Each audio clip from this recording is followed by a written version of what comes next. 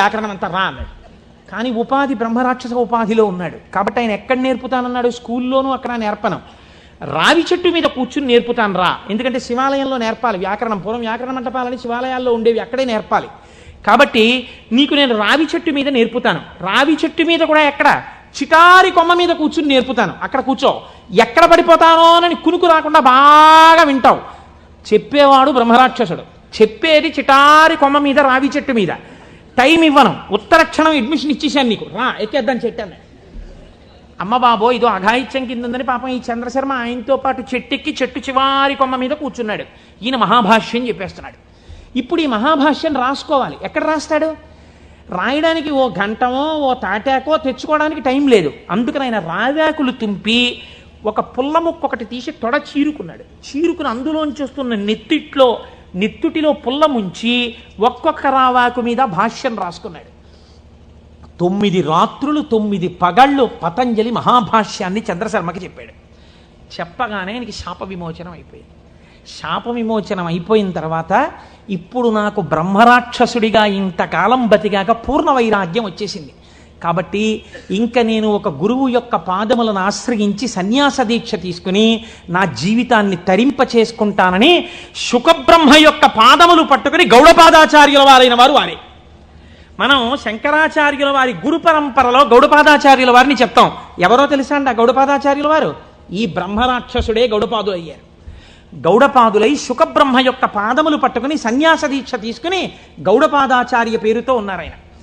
ఈ చంద్రశర్మ ఈ రావేకుల మీద రాసుకున్న మహాభాష్యం అంతా ఓ బట్టలో మూట కట్టాడు. మూట కట్టుకుని వెళ్ళిపోతున్నాడు ఆయన.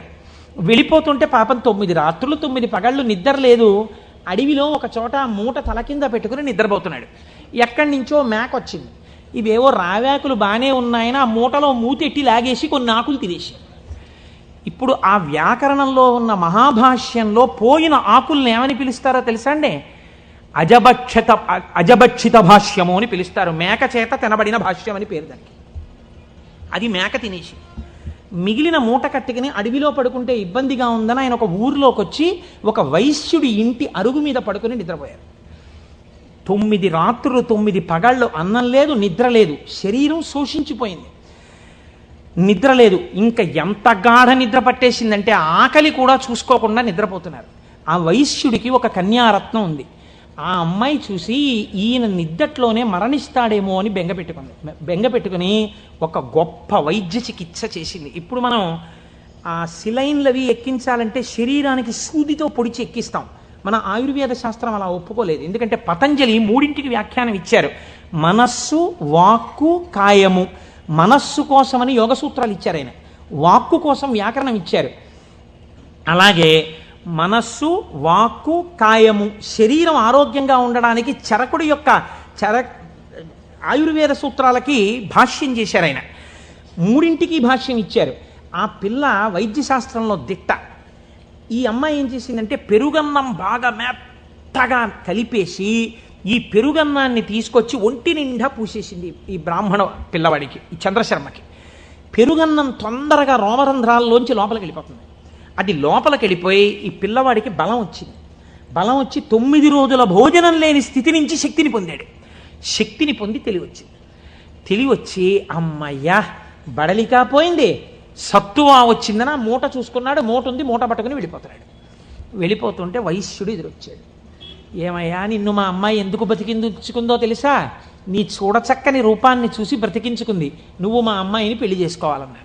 ఇదేమిటయా నాకు వైరాగ్యం వచ్చింది, నేనేదో సన్యాసం తీసుకుందామని వెళ్ళిపోతున్నాను, నువ్వు మీ అమ్మాయిని పెళ్లి చేసుకోమంటావేంటి? నేను చేసుకోనన్నారు ఆయన. వెళ్ళిపోతుంటే ఇలా కాదు, నువ్వు ఇంత ఉపకారం పొంది నా కూతురు మనస్సు భగ్నం చేసి వెళ్ళిపోతున్నావు కాబట్టి మనం రాజు దగ్గరికి వెడదాం తీర్పుకి పదన్నారు. సరే పద అయితే అన్నారు. చంద్రశర్మ వైశ్యుడు ఇద్దరు రాజుగారి అంతఃపురంలోకి వెళ్ళారు. రాజుగారు అంత దూరం నుంచి పిల్లాడిని చూశారు. చూసి ఎందుకు వస్తున్నాడో తర్వాత అడుగుదాం కానీ ఎంత బాగున్నాడో ఈ పిల్లాడిని దగ్గరికి రాగానే నాకు ఒక్కతే కూతురయ్యా, నీకు ఇచ్చి పెళ్లి చేసి సింహాసనం మీద కూర్చోపెడదాం అనుకుంటున్నాను, నువ్వు మా అమ్మాయిని పెళ్లి చేసుకోవాలన్నారు. రాజాజ్ఞ, కాదంటే కుత్తుకు తీసేస్తాడు. అయ్య బాబోయ్, ఒక పిల్లే వద్దనుకుంటే 2 పిల్లలు చుట్టుకున్నారేమిటండి నాకు అని ఈయన చెప్పేలోగానే మంత్రిని పిలిపించి ఈ పిల్లాడు ఎలా ఉన్నాడు అల్లుండి చేసుకుందాం అనుకుంటున్నానన్నారు. ఆహాహా, ఏమి తేజోమూర్తి అండి ఇలాంటి వాడు. ఉత్తరోత్తర సింహాసనం మీద కూర్చుంటే మన రాజ్యానికి ఇంకా ఎదురుండదు, తప్పకుండా పిల్లనిచ్చేయండి అన్నారు. ఇద్దరు పిల్లల్ని ఇచ్చి పెళ్లి చేసేస్తామన్నారు. అసలు నా గోడు వినేవాళ్ళు లేడు మహాప్రభో, నేను వైరాగ్యం ఉందిరా నాకు పిల్లలొద్దు పెళ్ళొద్దంటే ఇద్దరు తయారయ్యారు ఏమిటి, నాకు పైగా రాజభోగం కూడా వచ్చింది. వద్దు వద్దన్నవాడికి ఐశ్వర్యం, వద్దు వద్దన్నవాడికి నమస్కారాలు, పెట్టండి అన్నవాడికి పెట్టేవాడు ఉండడం అని ఆయన బాధపడుతుంటే మంత్రి గారు ప్రాజ్ఞుడు ఆయన అన్నాడు, ఏమండి బ్రాహ్మణుడు బ్రాహ్మణేతరులను వివాహం చేసుకోవాలంటే ముందు బ్రాహ్మణ కన్యను చేసుకోవాలి. కాబట్టి ఉత్తమ కుల సంజాత అయిన ఒక బ్రాహ్మణ పిల్లని తెచ్చి ముందు పెళ్లి చేసి తర్వాత వీళ్ళిద్దరినీ చేసేద్దాం అన్నారు. ఓహో, ఇద్దరు ముగ్గురు కూడా అయ్యారు ఏమిటి అనుకున్నాడు ఆయన. ముందు ఆయన గోడు వినేవాళ్ళు లేడు. బ్రాహ్మణ కాంతని తెచ్చారు, వైశ్యకాంతని తెచ్చారు, క్షత్రియ కాంతని తెచ్చారు, తాళి కట్టేవారు. ఆయన అన్నాడు, మీరు ఎలాగో ఇప్పుడు పెళ్ళొద్దంటే వినరు, ఆయన విండు, ఈయన విండు. ఒక్క ఉపకారం చేయండి, మీకు నా తేజస్సు చూసి పొంగిపోతున్నారు కదా, మీ ముగ్గురి కుమార్తెల యందు నేను సంతానమును పొందుతాను. ముగ్గురికి కొడుకులు పుట్టగానే నేను సన్యాసానికి వెళ్ళిపోవడానికి నాకు అనుమతి ఇవ్వాలన్నాడు. తప్పకుండా అలాగే ఇస్తా ఉన్నారు. ముగ్గురిని పెళ్లి చేసుకున్నాడు. ముగ్గురి యందు కుమారుల్ని కన్న తర్వాత సన్యాసం పుచ్చుకుందామని వెళ్ళిపోయాడు ఈ చంద్రశర్మ. వెళ్ళిపోయినటువంటి వాడు వెళ్ళి వెళ్ళి వెళ్ళి వెళ్ళి ఎవరు ఇతపూర్వం బ్రహ్మరాక్షసుడి రూపంలో ఉండి తనకి మహాభాష్యమంతా చెప్పి సన్యాసం తీసుకుని శుకబ్రహ్మకి శిష్యుడిగా ఇవాళ గౌడపాదాచార్య స్వామి వారిగా ఉన్నారో ఆయన దగ్గరకే వెళ్ళి, అయ్యా నాకు సన్యాసం ఇవ్వండి అని అడిగాడు. నీకు గోవిందపాదాచార్య నామంతో సన్యాసం ఇస్తున్నానని సన్యాసం ఇచ్చి సన్యాసనామం గోవిందపాదాచార్య. ఆయనకి సన్యాసం ఇచ్చి ఒక మాట చెప్పారు, నువ్వు నర్మదా నదీ తీరంలో ఈ రావి చెట్టు దగ్గర ఈ గుహలోనే కూర్చో. రాబోయే కాలంలో భారతదేశంలో 72 అవైదికమైన మతములు ప్రవేశిస్తాయి. 72 అవైదికమైన మతములను తన వాగ్ఝరితో కొట్టిపారయ్యగలిగినటువంటి ఒక మహాపురుషుడిగా పరమశివుడే శంకరాచార్య స్వామిగా ఆవిర్భవించబోతున్నాడు. ఆ శంకరాచార్యుల వారికి సన్యాసనామాన్ని ఇచ్చి తత్వోపదేశం చెయ్యడానికి నువ్వు గురువుగా ఉండు అని కూర్చోబెట్టారు. ఆ చంద్రశర్మే గోవిందపాదాచార్య స్వామి. ఆ గోవిందపాదాచార్య స్వామి శిష్యులే మన శంకర భగవత్పాదాచార్య స్వామి. ఇది గౌడపాద, గోవిందపాదాచార్య, శంకరాచార్య గురు పరంపర. శివమహాపురాణ ప్రారంభం చేస్తూ ఇలాంటి పరంపరని ఒక్కసారి ఉత్తరాయణంలో అసుర సంధ్య వేళలో వింటే చాలు ఎంత పొంగిపోతాడో శంకరుడు. కనుక ఇప్పుడు ఆయన కాలడిలో జన్మించాడు మహానుభావుడు. ఆ శంకరాచార్య స్వామి వారి జన్మ రహస్యాన్ని గురించి ఎప్పుడైనా మనం త్రిపుర సుందరి అమ్మవారి ఊళ్ళో మళ్ళీ శంకరాచార్య స్వామి వారికి వైశాఖ శుక్ల పంచమి నాడు చేస్తాం కదా ఉత్సవం, అప్పుడు చెప్తాను దాని గురించినటువంటి విశేషాలు. ఇప్పుడు చెప్తే కుదరదు మహాప్రభో. ఆయన భారతదేశపు నలుచెరగుల పాదచారి అయి 3 మాటలు తిరిగారు. 72 అవైదికమైనటువంటి మతములను శృతి ప్రమాణమైన తన వాగ్ఝరితో కొట్టిపారేశారు, చిమ్మేశారు. ఆయన తర్వాత మళ్ళీ రాలేదు ఇంకా 72 మతాలు. అంత గొప్పవారు శంకరాచార్యుల వారంటే. అందుకే చంద్రశేఖర పరమాచార్య స్వామి వారికి శంకరులు గురువు కాదు, ప్రాణం. అందుకే అపర శంకరాచార్యులు వారు అయ్యారు చంద్రశేఖర పరమాచార్య స్వామి. అటువంటి మహాపురుషుడై దిగ్విజయ యాత్ర చేసి శృతి ప్రమాణమైన అద్వైత సిద్ధాంతాన్ని ఆవిష్కరించి మనందరినీ ఉద్ధరించినటువంటి వారిగా శంకరులు వచ్చారు. మీరు చూడండి, ఇప్పుడు మనం శివనామము మళ్ళీ మొదటికి వెళ్ళండి. ఎక్కడికి వెళ్ళాలి? అమరకోశంలో శివనామమునకు చెప్పినటువంటి వ్యాఖ్యానములో శివుణ్ణి ఏ రకంగానైనా పట్టుకుంటే మిమ్మల్ని ఉద్ధరించగలడు దగ్గర నుంచి శ్రేయం, మంగళం, కళ్యాణం, భద్రం, శ్రేయస్సు, శోభనం, ఇవి కేవల మంగళములేనా ఇంకేమన్నా ఉన్నాయా దగ్గరికి వెళ్ళండి. అందుకు తీసుకొచ్చాను దీన్ని. ఇప్పుడు ఇక్కడి నుంచి అక్కడికి వెళ్ళండి. మళ్ళీ ఒక్కసారి వెడితే మీకు ఈ శివనామమును ఎక్కడ దాచారు? శివనామము పంచాక్షరిగా కదండి ఉంది. నమశివాయ అని పంచాక్షరి. నమశివాయ అన్న మాట చెప్పడానికి వేదం ఎంత కట్టడి చేసి చెప్పింది, ఎంత జాగ్రత్తగా చెప్పింది పంచాక్షరి మంత్రాన్ని. మీరు జాగ్రత్తగా చూడండి, ఇది జాగ్రత్తగా గమనించండి. మీరు అయ్యప్ప స్వామి దర్శనానికి వచ్చారనుకోండి, అలా గేటు దగ్గర నిలబడి అయ్యప్ప స్వామి దర్శనం చేసుకుంటానంటే మీకు కనపడరు. మీరు అక్కడ చెప్పులు విప్పాలి, లోపలికి రావాలి, ఇక్కడ ఉన్నటువంటి పరివార దేవతలందరినీ దర్శనం చెయ్యాలి, మెట్లు ఎక్కాలి, గణపతికి సుబ్రహ్మణ్యుడికి ప్రదక్షిణం చెయ్యాలి, ధ్వజస్తంభం పక్క నుంచి లోపలికి వెళ్ళాలి, స్వామికి ఒక పక్కకి వెళ్ళి నిలబడి ఆయన వంక చూస్తే అప్పుడు మీరు సంతోషంగా స్వామి దర్శనం చేస్తారు. అలాగే ఈ పంచాక్షరిని వేదం ఎక్కడ దాచిందో చూడండి. మనకి వేదములు 4 అయినా సాధారణంగా మనం ఏమంటామంటే 3గా వ్యవహరిస్తాం సంప్రదాయంలో. అందుకే శంకరాచార్యులు వారు కూడా శివానంద లహరిలో త్రైవేద్యం హృద్యం త్రిపురహరమాద్యం త్రినయనం అన్నారు. త్రైవేద్యం అనడానికి ఒక కారణం ఉంది. ఋగ్వేదం, యజుర్వేదం, సామవేదం ఈ 3 వేదాలు నేర్చుకోవడానికి ఒక్కసారి ఉపనయనం చేసుకుంటే చాలు. ఒకసారి ఉపనయనం చేసుకుంటే 3 వేదాలలో ఉండేటటువంటి సారాంశమునకు కూడా ఒక సావిత్రి ఉపదేశం, ఒక గాయత్రి ఉపదేశంతో 3 వేదాలు చదవచ్చు. అథర్వ వేదం చదువుతాను అన్నారు అనుకోండి ఎవరైనా, ఈ 3 వేదాలు చదవడానికి కావలసినటువంటి ఉపనయనం సరిపోదు. అథర్వ వేదం కూడా చదవాలంటే మళ్ళీ ఉపనయనం చేసుకోవాలి. మళ్ళీ ఉపనయనం చేసుకుని మళ్ళీ ఇంకొక బ్రహ్మోపదేశం పొంది అథర్వ వేదం చదవాలి. అందుకని త్రైవేద్యం అంటారు సాధారణంగా. ఈ 3 వేదములు ఋగ్వేదం, యజుర్వేదం, సామవేదం మీరు 3 అలా పెట్టారనుకోండి, ఒక దేవాలయ ప్రాంగణం ఉన్నట్టుగా 3 వేదాలు అలా పెడితే ఈ 3 వేదాలకి మధ్యలో ఏ వేదం ఉంది? ఇది ముందరి ద్వారం, ఇది వెనక ద్వారం, ఇది ఋగ్వేదం, ఇది సామవేదం, ఈ మధ్యలో ఉన్నది యజుర్వేదం. ఇప్పుడు ఈ యజుర్వేదానికి 7 కాండలు ఉన్నాయి. 7 కాండలు 1 2 3 4 5 6 7. ఇప్పుడు ఇందులో మళ్ళీ మధ్య ప్రాకారం ఏది? 4వ కాండ కదండి. ముందు 3 వెనక 3 మధ్యలోది 4. ఇప్పుడు ఈ 4వ కాండలో ఏముంది? యజుర్వేదంలో రుద్రాధ్యాయం ఉంది. మళ్ళీ రుద్రాధ్యాయంలో అష్టమానువాకం మీరు తీసుకోండి, మధ్యలోకి అష్టమానువాకం వస్తుంది. అష్టమానువాకం మీరు తీసి ఇప్పుడు చదవండి అష్టమానువాకాన్ని. నమః సోమాయ చ రుద్రాయ చ నమస్తామ్రాయ చ అరుణాయ చ నమః సింగాయ చ పశుపతయే చ నమ ఉగ్రాయ చ భీమాయ చ నమో అగ్రే వధాయ చ దూరే వధాయ చ నమో హంత్రే చ హనీయసే చ నమో వృక్షేభ్యో హరికేశేభ్యో నమస్తారాయ నమః శంభవే చ మయోభవే చ నమః శంకరాయ చ మయస్కరాయ చ నమః శివాయ చ శివతరాయ చ.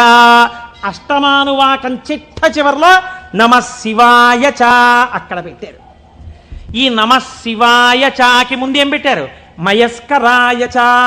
మయస్కరాయ చ అంటే గురువు, గురూపదేశంతో పంచాక్షరిని పొందాలి.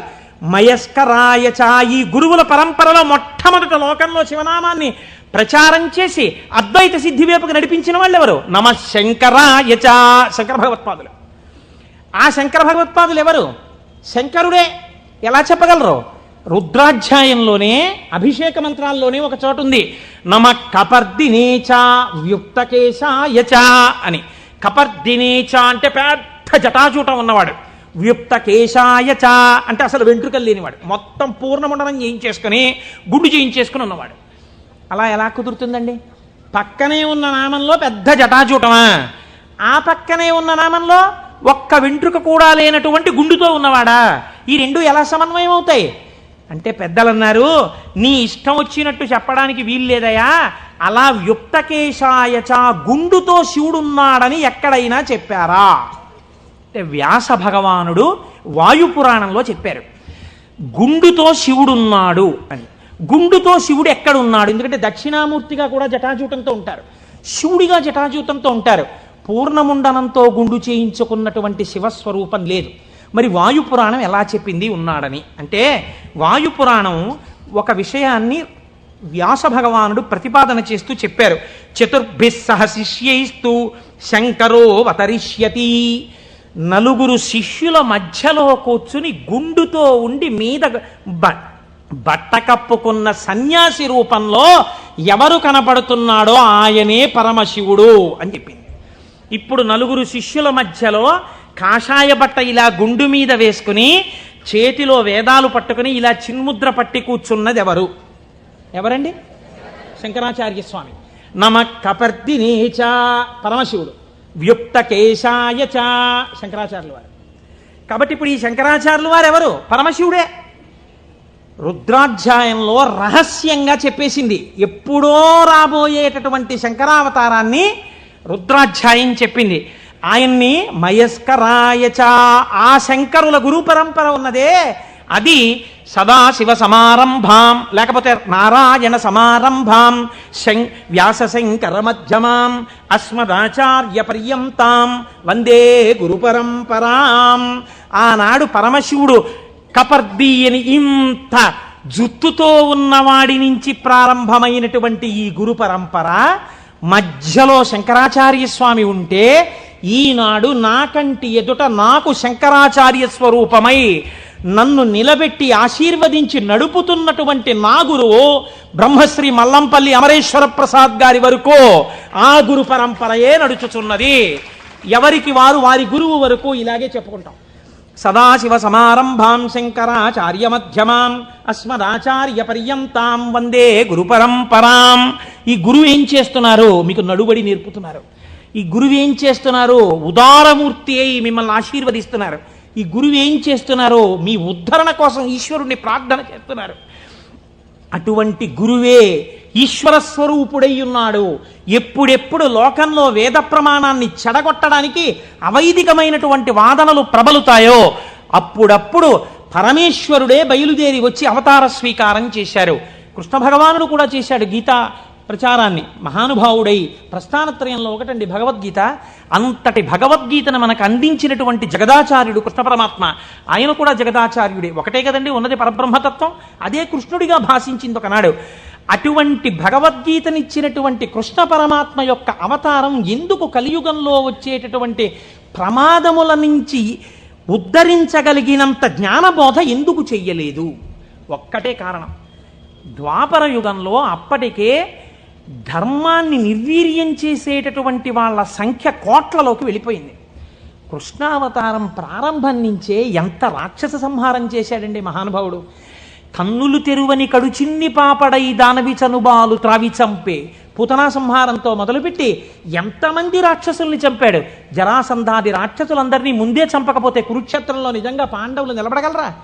ఇంతమందిని చంపాడు. అవతారంలో ఉన్న తక్కువ సమయంలో ఆయన కురుక్షేత్ర మధ్యంలో సమస్త వాంగ్మయాన్ని భగవద్గీత రూపంలో బోధ చేశాడు. కానీ అది సరిపోదేమో. కలియుగం అంటే అసలు మనస్సు నిలబడనటువంటి యుగం. మరి మనస్సు నిలబడదు, కలిపురుషుడి యొక్క ప్రకోపాలు చాలా ఎక్కువగా ఉంటాయి అన్నప్పుడు ఇంకా ఈ గురువులు ఎందుకు, ఈ బోధలు ఎందుకని మీరు నన్ను అడగచ్చు. దానికి ఒక్కటే జవాబు పరమాచార్య స్వామి వారు చెప్పినటువంటివి. నేను ఉపన్యాసాల్లో చెప్పే చాలా భాగాలు పరమాచార్య స్వామి వారివి. కాబట్టి ఆయన అంటారు, మీరు చూడండి దొంగలు పడుతున్నారు, కాకినాడకి దొంగల ముఠాలు వచ్చాయి, దొంగలు కొట్టేస్తున్నారు, ఇళ్ళు దొంగలు కొట్టేస్తున్నారు అన్నారు అనుకోండి. ఎంత జాగ్రత్తగా ఉన్నా దొంగలు కొట్టేస్తున్నారండి అని తాళం తీసేసి తలుపులు తెరిచి వస్తామా? ఏదో ఒక కట్టడి చేస్తాం. చేసి అమ్మ ఏదో ఒకటి సాయంకాలం కాసేపు వాడు ఏదో చెప్పాడో చెప్పలేదో కానీ శివనామస్మరణ చేయిస్తున్నాడమ్మా, అక్కడికి వెళ్ళొస్తాం, అందుకని కాస్త మా గుమ్మని చూస్తుందరు తల్లి, మీరేదో ఇక్కడే కుర్చీ వేసి కూర్చోండి, లేకపోతే మీ అబ్బాయిని మా ఇంట్లో చూస్తుండమనండి, టీవీ కాసేపు కరెంటు పోయినా పర్వాలేదు మహాప్రభు మాకు మీ వాడిని కూర్చోమనండి అంటాం. కట్టడి చేస్తున్నారా చేయట్లేదా? ఏదో రకంగా. కలిపురుషుడు ఎంత ప్రకోపంతో ఉండడానికి ప్రయత్నించినా మీరు ఈశ్వరుడి పాదాలు గట్టిగా పట్టుకోవడానికి ప్రయత్నించాలి కదా. దానికి ప్రస్థానత్రయ భాష్యంతో మొదలుపెట్టి ఈశ్వరుణ్ణి స్తోత్రం చెయ్యడం వరకు, ఆకాశం నుంచి పాతాళం వరకు సమస్త వాంగ్మయాన్ని జ్ఞానబోధ తప్ప ఇంకొక ప్రయత్నం కాని పని కాని పెట్టుకోకుండా 32 జీవితంలో షణ్మత స్థాపనాచార్యులై శృతి ప్రమాణాన్ని నిలబెట్టి అందరి దేవతల మీద స్తోత్రాలు చెప్పి శివానందలహరి, సౌందర్యలహరి, బ్రహ్మసూత్ర భాష్యం ఎన్ని చేశారండి మహానుభావుడు శంకరాచార్యులు వారు. వారి పేరు చెప్తే చాలు పాపాల పటాల పంచలైపోతాయి. శృతి స్మృతి పురాణానాం ఆలయం కరుణాలయం నమామి భగవత్పాద శంకరం లోకశంకరం. అటువంటి శంకర భగవత్పాదులై ఈ భూమి మీద నడయాడి మనకి జ్ఞానబోధ చేశారు. ఇప్పుడు చెప్పండి, శుభం, కళ్యాణం, శ్రేయం, భద్రం, శోభనం ఇవన్నీ ఎందులోకి వెళ్ళిపోతాయి? జ్ఞానంలోకి వెళ్ళిపోతాయి. జ్ఞానం కన్నా గొప్ప కళ్యాణం, జ్ఞానం కన్నా గొప్ప శుభం, జ్ఞానం కన్నా భద్రం, జ్ఞానం కన్నా శ్రేయం, జ్ఞానం కన్నా శోభనం ఇంకున్నాయా ప్రపంచంలో? లేవు. అటువంటి జ్ఞానమును మీకు అందించడానికి పరమేశ్వరుడే శంకరుడిగా ఈ భూమండలము మీద నడయాడినాడు కాదు. ఇప్పుడు కూడా శంకరుడు కరచరణాదులతో తిరుగుతున్నాడు. నాకు అలాగే తిరుగుతున్నాడు. నా కంటికి నేను ఆరాధించేటటువంటి పరమేశ్వరుడే కరచరణాదులతో తిరుగుతున్నాడు. నేను పట్టుకోవడానికి తన పాదములను అనుగ్రహిస్తున్నాడు. తన చేతిని నా మూర్ధన్య స్థానమునందుంచి ఆశీర్వచనం చేస్తున్నాడు. నాకు అనుమానం వస్తే రాత్రనక పగలనక నేను వెళ్ళి పరిగెత్తికెళ్ళి కూర్చుని, గురువుగారు దీనికి ఎలా చెప్పాలండి అంటే, నాన్న నీకు ఫోన్ చేసి చెప్తాను, ఇప్పుడు టైం లేదని ఫోన్ చేసి, నాన్న నువ్వు అడిగిన శ్లోకానికి ఇది వ్యాఖ్యానం అని ఫోన్ చేసి చెప్పగలిగినటువంటి ఉదారుడై ఆ పరమశివుడు, ఆ శంకరుడు నాకు మల్లంపల్లి అమరేశ్వర ప్రసాద్గా నడయాడుతున్నారు, మీకు మీ గురువుగా నడయాడుతున్నారు. తిరుగుతున్నారా తిరగట్లేదా? పరంపరగా నడయాడుచున్నారు. ఇది శివం, ఇది మంగళం, ఇది భద్రం, ఇది శ్రేయం, ఇది శోభనం. కాబట్టి మనం ఎవరికి నమస్కరిస్తాం? గురుర్ బ్రహ్మ, గురుర్ విష్ణు, గురుర్దేవో మహేశ్వర, గురు సాక్షాత్ పరబ్రహ్మ, తస్మై శ్రీ గురవే నమః. అటువంటి గురువు ఇప్పటికీ మీకు శుభములిచ్చేవాడై, శోభనములనిచ్చేవాడై, మంగళప్రదుడై ఉన్నాడు. కాబట్టి రుద్రాధ్యాయం వేదములు అంత జాగ్రత్తగా సమన్వయం చేస్తూ ఆ శంకరులు వస్తారని అంత స్థితిని పతంజలి నటరాజస్వామి దర్శనం దగ్గర నుంచి మొదలుపెట్టి పక్కన ఇలా నిలబడి నటరాజ తాండవం చూసినందుకు ఒకనాడు నేను ఈ శంకరుడే శంకరాచార్యులు వారిగా వస్తే తత్వబోధ చేసేటటువంటి వాణ్ణి లోకంలో తయారు చెయ్యాలని గోవిందపాదాచార్యుల వారిగా సిద్ధం చేయించుంచారు. కాబట్టి మన ఆర్ష జాతి, మన సనాతన ధర్మము, మన పురాణములు ఎంత గొప్పవో, ఆ శివ అన్న మాట ఎంత గొప్పదో, ఆ శివం అన్న మాట ఎంత భద్రమో, ఎంత శ్రేయస్కరమో, దాని గురించి వింటే, దాని గురించి తలుచుకుంటే ఎంత పరవశమో. పవి పుష్పంబగు అగ్ని మంచగు నాకూపారం భూమిస్థలంబగు శత్రుండతిమిత్రుడవు విషము దివ్యాహారమౌ నెన్నగా అవనీ మండలి లోపలం శివ శివేచ్ఛాభాషణోల్లాసకిన్ శివా నీ నామము సర్వవశ్యకరమౌ శ్రీకాళహస్తీశ్వర. శివ నీ నామం ఎప్పుడక్కర్లేదు, ఎప్పుడూ శివ శివేచ్ఛాభాషణోల్లాసకిన్ శివ నీ నామము సర్వవశ్యకరమౌ, ఎప్పుడూ నీ నామం అవసరమే అంటారు దూర్జటి కాళహస్తీశ్వర శతకంలో. అటువంటి శివనామం గురించి, ఆ శివనామము గురువై ఎలా నడుస్తున్నారో గురించి, ఆ శివనామము ఎటువంటి మంగళప్రదుడో గురించి, ఎంతగా భక్తులను ఆదుకునే స్వరూపమున్నవాడో గురించి ఇవాళ మొట్టమొదటి రోజున ఆవిష్కరించే ప్రయత్నం చేశాం. రేపటి రోజు నుంచి ఇలాగే మనం చక్కగా ప్రదోష వేళలో కలుసుకుని 6:30 అయ్యేటప్పటికి శివనామం చెప్పడం ప్రారంభం చేస్తే కాకినాడ పట్టణం ఆధ్యాత్మికతలో మరింత పైకెక్కుతుంది. నాదొక్కటే కోరిక. ఆనాడు మనం తరిగొండ వెంగమాంబ గారి గురించి ఉత్తరాలు రాశాం. నేను ఏడాది నుంచి చూస్తున్నాను వెంకటాచలంలో స్వామి పుష్కరిణి దగ్గర శంకరాచార్య స్వామి వారు 4 శిష్యులతో కలిసి ఉన్నారు. ఇవాళ ఎంత దౌర్భాగ్య స్థితితో తెలుసా అండి? ఎంతమంది ఆఫీసర్లు ఉన్నారో టీటీడీలో, ఎంతమంది బోర్డు మెంబర్స్ ఉన్నారో, ఎంతమంది ఆయన పేరు చెప్పుకుని బతుకుతున్నారో, ఎంతమంది దేవస్థానం డబ్బు తిని జీవితాలు గడుపుకుంటున్నారో. శంకరాచార్య స్వామి వారి పాదుకలకి ఉన్నటువంటి ఒక బొడిపె ఊడిపోయి ఏడాదైంది. ఆ బొడిపె కనీసం సరిదిద్దుతామన్న ఇంగితం ఇప్పటికి లేదు తిరుమల తిరుపతి దేవస్థానానికి. నాకు